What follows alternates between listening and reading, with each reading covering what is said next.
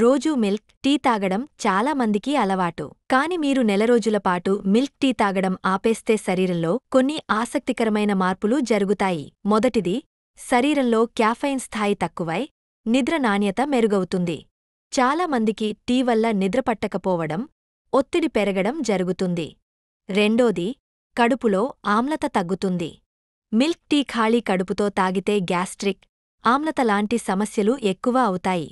మూడోది, చర్మం ఆరోగ్యంగా కనిపిస్తుంది. మిల్క్ టీ ఎక్కువగా తాగడం వల్ల మొటిమలు, చర్మ సమస్యలు వస్తుంటాయి. అవి తగ్గుతాయి. నాలుగోది, ఇన్సులిన్ రెసిస్టెన్స్ తగ్గే, బరువు తగ్గే అవకాశం ఉంటుంది.